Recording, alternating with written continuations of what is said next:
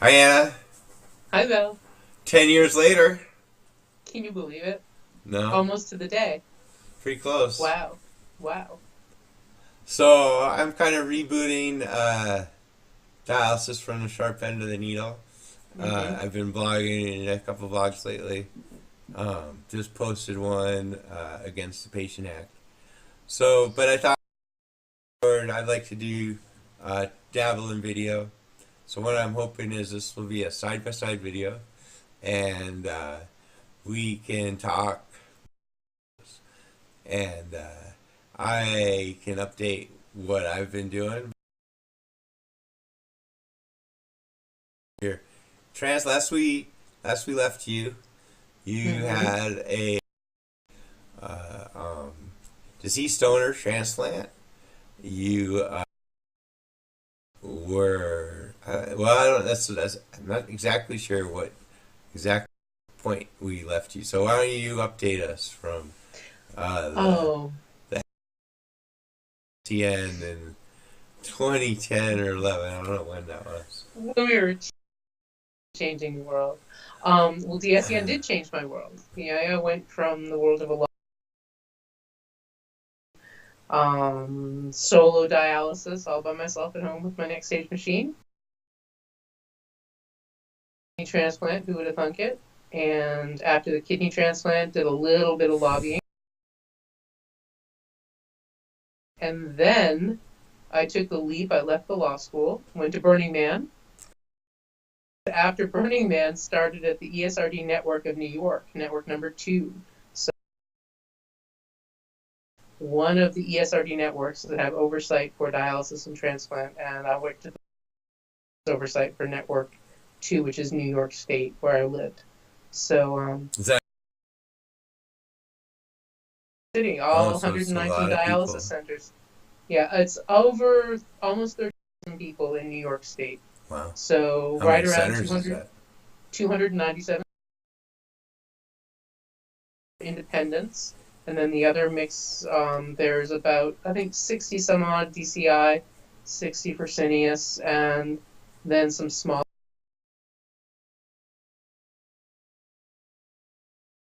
DaVita's around 60, they're neck and neck. Oh, okay. So the two LDOs are really going neck and neck. Do you guys Um, have a certificate of need in New we York? do, we do. It's a little bit more difficult to open Right, up a right. dialysis center. So, but I have to say the states and I work very closely with the state examiners through my job, and compared to what we did on DSEN, where we were writing Spell it our off. opinions and our Yeah. experience, and now I'm seeing other people's experiences from the other side to the point where eyes when they hear that I'm a patient, and then when they hear that I'm that patient, because we have fun. Yeah, I So mean, people read it, and yeah, I think that was it was fun, and I think for me though, I think back on that, and it just seemed like at the end it's like, what am I doing? Because I didn't know what I was pushing for. I did the TEP.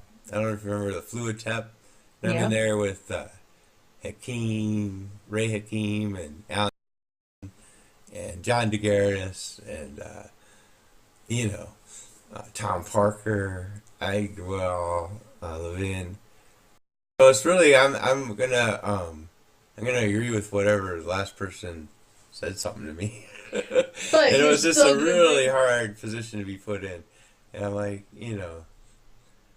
and But so still, really what I thought is like I just need to step away, and I worked. I just went back to work through the union, and I'm retired now though. I've actually retired finally. out of the union. I'm taking disability from the union so that I just can't do work right now. It's it's too much, and so yeah. So I want to get back into this, into the mix. I have a lot of concerns about our community. I think I think there's a role for someone who's unaffiliated. Although I am affiliated, of course, with Northwest Kidney Centers and the Kidney Research Institute. Or all the stuff University of Washington's doing, the Center for Dialysis Innovation. Um, Big fan of all the people working on it, but at the same time, um, I don't know. I don't understand why some of the advocacy is so muted in the face of some real challenges. So I think, yeah, firing up the blog again and see where it goes. And you've been missed. I sat next to Benjamin Hippen, Dr. He Hippen. dropped I me a sat note next the to him other day. I immediately. have to read a paper he sent me. I was going to read it on the plane, but instead I watched two movies. I watched Dunkirk and Atomic Blonde. Coming back from, I was so burned out. I just needed something Yeah. just to watch. But yeah, Well, Benjamin and Hiffen. you've Yeah, been. so he's somebody who disagreed, and we had very civil discourses about things uh, around the transplant issue. He's uh, Hmm. readers of the blog, close readers of the blog, remember that our advocacy. Well, we are. I'm still concerned about the idea of paying people for kidneys uh, because I I don't think agree. enough thought has gone into what that would mean for people who need hearts and livers, organs that aren't easily. There aren't alternatives for the transplant, like dialysis. So when I start hearing people who need hearts and livers and everything campaigning to pay for people, it'll be more meaningful than hearing people who need kidneys campaign for that. And I'm also kind of sick and tired of people throwing money at a problem. And you wrote something once about the dialysis you get is really based on your zip code. Where do you live? And it could be the same with transplants. I think that it really is a slippery slope when we start paying for things. I'm all for tax credits for altruistic It donors, shouldn't cost but anyone to donate a kidney. yeah, but it's We something can that make them it, whole. yeah, it's really something that is very personal and very controversial, but also the minute we start paying for things and the minute we start incentivizing it financially, what part of the culture is going to be taken advantage of? Yeah. You Well, know, it's cool that you who's, saw him and still had that connection, and he just dropped me a note. So people are reading it, and right now I feel like I'm pretty far out there. I'm not linking to a lot of things. I've been thinking about this a lot. It's like what is going on in the problem, and so I think a lot of what I want to write about would be applicable to anybody who uses Medicare as their primary uh, insurer. And I think you know that's the role of that I but I need a check on it. I need to try to explain it to you and see if I can bring you along with my yeah. thinking. So I'd like to keep doing these video blogs that's can be chattier and I'm gonna just try to keep blogging. I've got some ideas for the next few blogs about gloves, the misuse of gloves Hmm. in the sort of infection theater that we get into, it seems like, and concerns around that. And but overall, big picture stuff too about how in your relationship with the healthcare system. Are you still Medicare primary? I Were have you ever private pay Medicare now. primary? I was Medicare primary for when I left school. So I went Medicare primary for about a year, and then I went Medicare secondary and started with the network. So as soon as I started, when I left the law school, I had a gap of about a year in employment. So that was when I went Medicare primary. Um, the thing is, even when you're Medicare primary, if you're doing traditional fee for service, you still only get 80%. So we have a Yeah. whole bunch of people that still can't foot that 20%. Haven't you And heard that the government pays for dialysis? but yeah, 80%. No, you hear that Um, all the time. Oh no, it's taken yeah. care of. The government pays Well, for everybody's dialysis. That's the story, and well, and it's surprising who says that. That how many people say that. You should just know better. That with just a couple more words, you could describe the situation a lot better. And you also can, people need to understand there's this dirty little secret about paying for healthcare, about making sure you can pay for healthcare. It's called the involuntary discharge. All And right. there are people who they need dialysis to live. And if they can't pay their insurance premium, if something's been screwed up, if their Medicare is not covering them, then they get a discharge, and then they have to find their dialysis in a hospital emergency room. That's only when they're emergent. So it's really really difficult.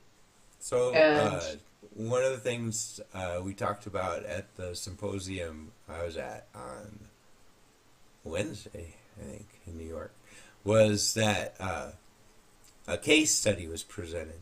And it began as a 88-year-old man who showed up at the emergency room. That's how I remember it, needing dialysis. Had a catheter placed and began using dialysis. And over the next, I believe, 4 years or so, through moves and changes of units, he wanted to keep the catheter. And he was 80, 90, And I think, part of the case study was, he's very reliant on his upper body to transfer, things like that.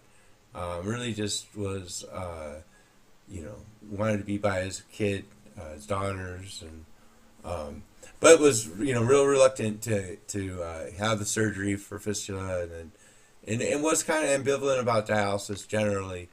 And in the end, the person had a complication unrelated to dialysis and chose to withdraw, and was able to die peacefully in his 90s with his family around him after a week of saying goodbye and then having a giant potassium filled dinner, and the person died. So that happens. But the point is that, well, with the metrics we have, that really weights in favor of fistulas and against catheters, on like the QIP. What about units that wouldn't have accepted him when he wanted to move from one location to another, to be close to a different daughter or whatever it was? But are we starting to really restrict patient choice by well-meaning metrics that have improved the mortality rate of people undergoing dialysis, but at the same time, it seemed like in this case, at every stage, I would support this person's decision just to stay with the catheter. As much as I I think think fistulas are preferred. I think gatekeeping, and really it's something that's really difficult, but facilities do gatekeep. And I've heard about facilities that are gatekeeping because of vascular access. I think that in the new scope of work that I'm seeing and the changes that I'm seeing, there's less of a focus. It's more on bloodstream infection reduction.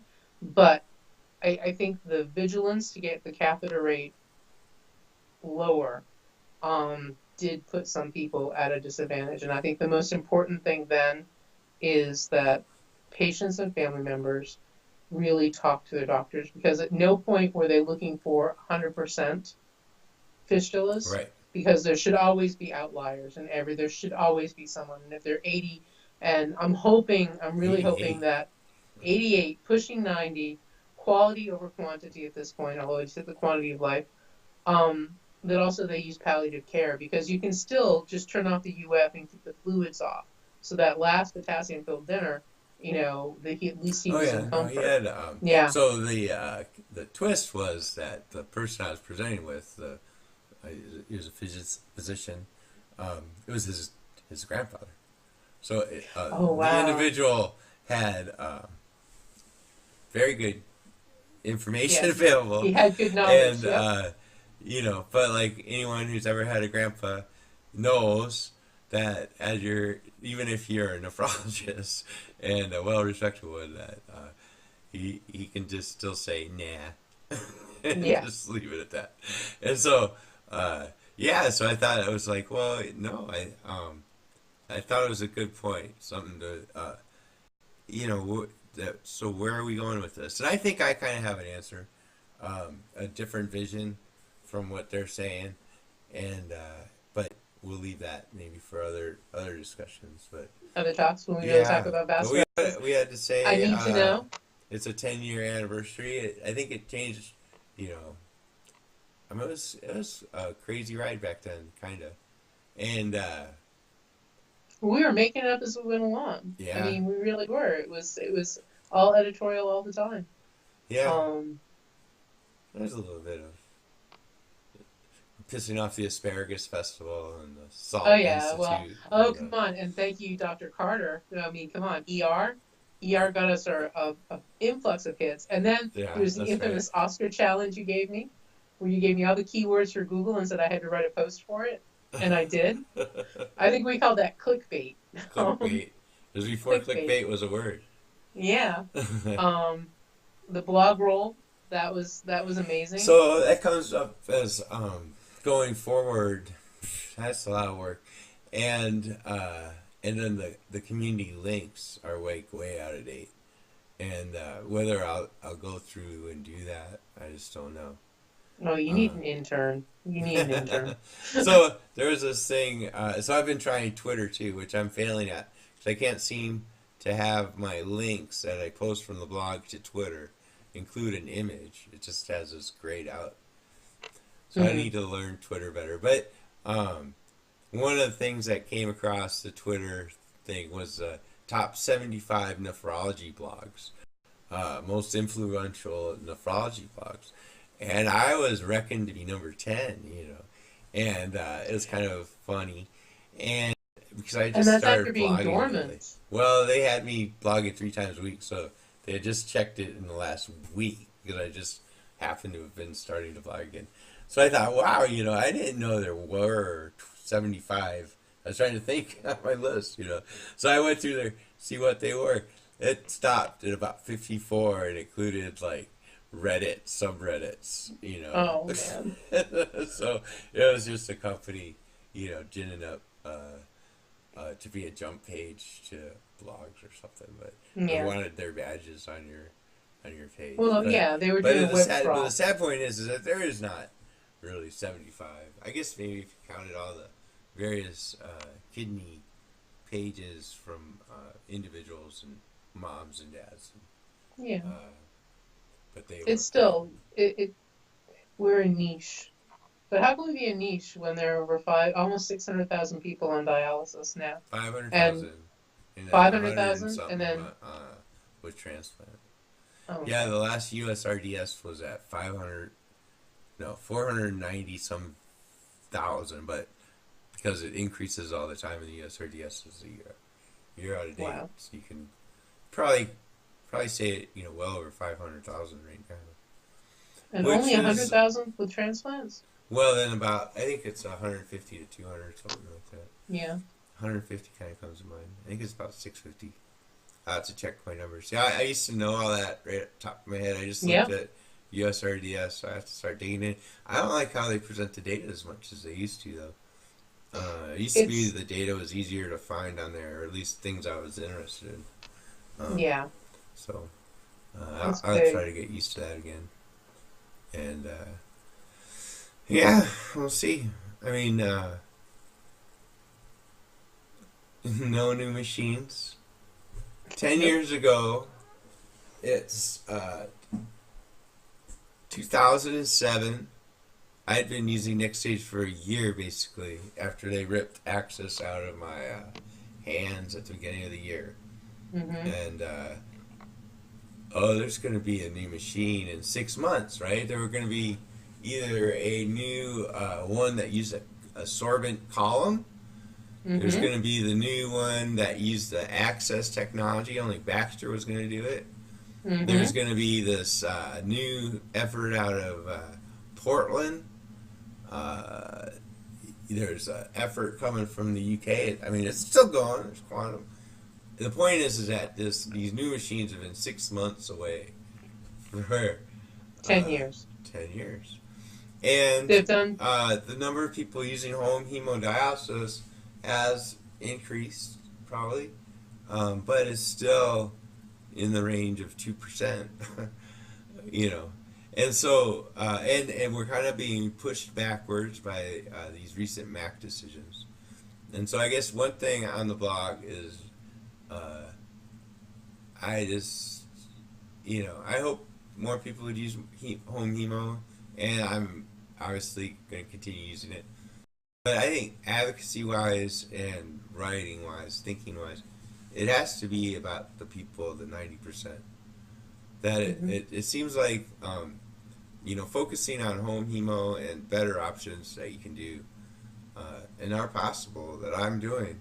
But it's kind of like like an out, like we're just using that as an excuse for this ongoing, you know, it'll be 500,000 people in center by the end of this next year for sure. Hmm. So that's just that has to be front of mind, and it's not to say I don't still think home hemo, more frequent dialysis, overnight more frequent dialysis is just like a no brainer to me, but um, that dog ain't gonna hunt. There's 90. There's no way you could even get a significant number of people home at this point in any sort of timely manner. So, looking out 5 years, you got to talk about how to help these people in center. But I think there's ways to do it. I think you can do it, and that's what I really want to talk about. And really, it's the majority of people that, and they don't have a voice. And, they're not going to be able to watch these videos. The people that are going to be able to watch these videos and read the blog are the people that can really influence their, it could be their family members, it could be their healthcare workers, it could be their Yeah. nephrologists. But Um, we have an opportunity with this blog that, people at CMSR do check it in. oh yeah. If you are doing something that gets you on renal web, then it's worth it if five decision makers you reach Hmm. them, even if versus 600 ER reviewers or Yeah. whatever. Yeah. I mean, it's fun. No, don't get me wrong. I loved it when the Daily Dish linked to us. It wasn't actually Andrew Sullivan because he was on vacation, but totally. But it's not like that is really. And I think you know if we're writing for the one person who can actually decide, one way or another on something, that's fine. It doesn't mean that you have to reach all 500,000 people who use dialysis. I think so. I'm I'm fine with that. It's just something's got to give, and the only real, Yeah. and it seems like most of the community is captured by the LDOs. Frankly, Oh, um, completely. I mean, from the advocacy, everything is muted against them. There's and so yeah, there has to be something else going.